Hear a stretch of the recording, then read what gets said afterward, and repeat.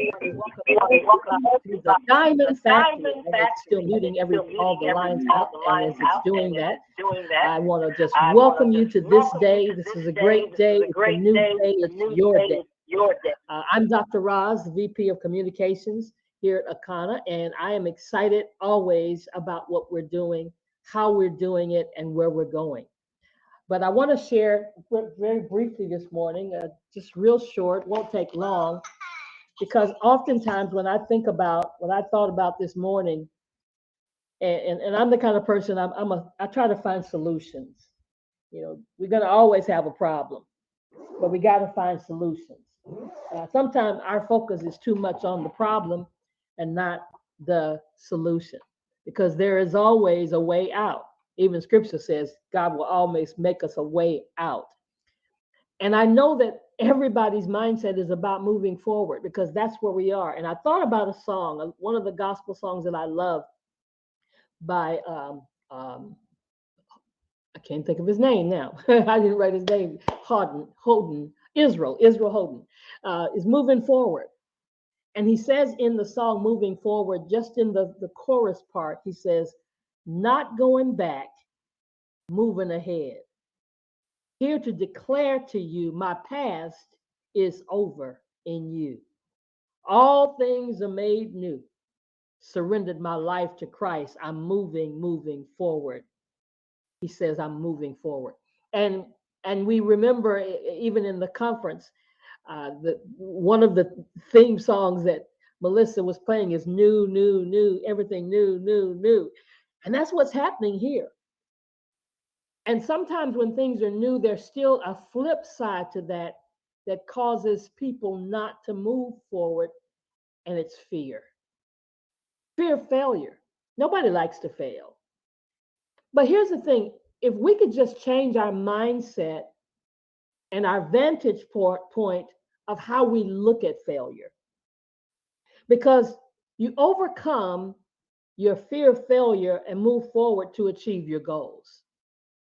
All the greatest people in the world, at some point, doing something, they failed. And it wasn't a negative thing. I mean, we've heard it that all these different inventors who failed until they got it. You know, you got to understand it. But it takes changing your mindset regarding that word failure. So many of us are afraid of failing, and at least some of the time, but fear of failure. And I didn't know this was a technical word for it. Atychiphobia. Atychiphobia. That's the fear of failure. And it's when we allow the fear to stop us doing the things that can move us forward to achieve our goals. So it's not about not having it, or it's not about who knocks on the door. It's about who you answer to. It comes to the best of us at some point. You can be getting ready to speak, and all of a sudden your palms start sweating, and that's, you're fearing that you're going to make a mistake, or you're fearing going to fail. But does it cause you to move forward, or does it cause you to stand still? What are you going to do about it? It's how you respond to it. It's not that it doesn't come. It can be linked to a whole lot of causes, and sometimes we don't even direct those fears back to their root. In other words, sometimes fear of failure can be as a result of something that took place in your childhood, something that took place when you were in your upbringing that your parents may have said or did not say to you. Maybe you were undermined and you were always felt like you were the black sheep of the family, or maybe you were the only sister that hasn't achieved certain things, or the only brother that doesn't have a degree, or whatever the case is. And then in our psyche, we have lived with these things. And now here we are in a company that's saying go and push and move forward and all these things. And it's all coming to a pulp. It can be linked to so many causes. Sometimes it's a traumatic event in our lives that kind of stopped us in our tracks. It could be the loss of a loved one that stopped us in our life. We thought that person was going to be there forever, and we know better Nobody's here forever. You know, we got a we did a presentation. Remember when you were in school and you had to, or let's say in church, and you had to do that Easter speech, and you froze.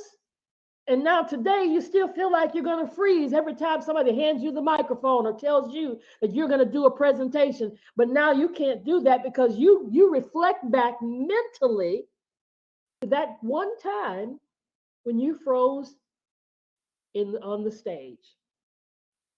So we experience it in so many different ways, and it tracks back so many different ways that we have to take a look and an inventory at our own selves because we carry that fear with us. It could be the experience might have been so terrible that you became afraid of failing in other things. See, you know, sometime it can happen in one area and we transfer it to a whole lot of different areas in our life. Sometimes we have a reluctance to try the new products. We hear our CSO and we hear our CEO and we hear Coach Dan. All of these people are pushing us and telling us what we should be doing. But if you haven't done it, there's a reason. If you haven't had your grand opening, there is absolutely a reason. You have come up with all kinds of excuses of who's not in your city or who's not in your town. And we've heard testimonies like Fontaine say, I just put a video on. Well, now the excuse is, I don't know how to do that. But who have you asked? You probably got people all around you that are willing to assist you. I mean, you know, we know these days when it comes to technology, all you got to do is ask a nephew. Well, you know, they may not explain it to you how to do it because their patience level might be kind of short, but they'll get it done. So we got to stop being reluctant to try the new things and to get involved in challenging projects. We've got a lot of new things getting ready to happen here at Akana. A lot of new things. There's going to be a lot of technology. And I really want to get you mentally ready to tackle every one of them. You go make up your mind. I'm going to learn how to do it. I'm going to do what I got to do. If I got to take a class to learn how to do it. And then a lot of us, we self-sabotage. Nobody's doing this, but we do it ourselves. We self-sabotage by procrastinating. Keep putting it off. When are you going to do it? Nike said it, just do it. We self-sabotage. We go through anxiety attacks because of what we fear is going to happen, not even knowing that it is going to happen. And it may not even happen at all. But what if it does? What if it does? It's not a bad thing.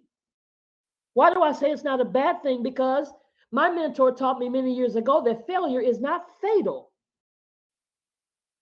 Failure is not fatal. And here's the thing about failure. It's almost impossible to go through life without ever experiencing some kind of failure. Because if you do, you ain't doing nothing. People that never fail are not doing anything. They're living their life so cautiously. They're afraid to walk out the house. They're afraid to drive a car. They're afraid to go around the corner. They're afraid to have a meeting. They're afraid to step out in faith.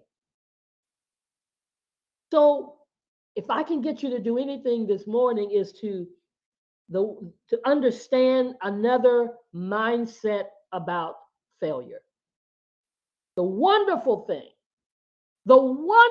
thing about failure is that it's entirely up to us to decide how to look at it. Like I said, inventors, when they put some concoction together and they fail, they realize, okay, that one didn't work, so let's try another one. See, it's how you look at it. We can choose, did you hear that word? Choose to see failure as the end of the world. I'll never try again. Or we can choose to see it as proof that we are just so inadequate. And I hear that. I know people often because they look down on themselves. And all of a sudden, you can't do it like that person. We're so quick to compare ourselves to other people. Akana Nation. People need you just the way you are. Somebody will not hear it except it come from you, the way it comes from you. Yes, we learn from everybody. We even model what others do. I shared this when I was doing the presentation in Las Vegas, but some kind of way it ends up being you. So this is how we can choose. Or we can look at failure as the incredible learning experience that it is. It's all in how you look at it. Every time we fail at something, we can choose to look for the lesson that we learned or that lesson that we were meant to learn. These lessons they're so important because they help us to grow and how we can keep from making the same mistake again. Failures stop us only if we let them. I'm just telling you, it'll stop you only if you let them. This is completely up to us. And it's easy. I mean, we always try to give you examples of other people that have failed and then they succeeded, and then they failed and then they succeeded, because that's life. But what would it be? What would we have today? We wouldn't, I mean, really, we wouldn't have anything. We wouldn't have any inventions. We wouldn't have any football, basketball, baseball players. We wouldn't have any singers and actresses. We wouldn't have anything. Imagine how life would be after you've reached your goal. And here's my assignment this morning, and I'm done. I got an assignment for every single person on this call today. I need you in the next 48 hours. I'll give you 48 hours. I was going to say 24. 48 hours. In the next 48 hours, I want you to get pen and paper in hand. And I don't care how good you are at it. If it's stick people, I don't care what it is. I want you to draw. I want you to draw what your success looks like. I want you to draw what it looks like for you. I don't care if it's stick people. I don't care if you got it. And I don't want you to cut out pictures. I want you to draw it. It's called visualization. I want you to draw it, and if you need to laminate it, if you need to put it up on your refrigerator, if you need to put it up in your office, I want you to visualize. Take some moments out of your day in the next 48 hours and visualize you not failing, but succeeding. On the other side of failure, even if you fail, you're going on the other side of it because that is your road to success. I want you to draw the vision, because without a vision, the people perish. I want you to draw the vision. I want you to draw a picture of what it looks like and what you shall have. This is your assignment. I want you to take the time to draw you moving forward and what it looks like. Draw what it looks like when you hit pearl. Draw what it looks like when you hit jade, when you hit sapphire. What does that look like? Draw the sapphire best you can. Look, Google it one, and so you can see what the ruby looks like. Draw what it looks like when you hit emerald. Draw what it looks like when you hit diamond. Draw what you look like on the cruise ship. Yeah. Draw what it looks like. That's your assignment. Have a great Akana kind of day. Bye for now.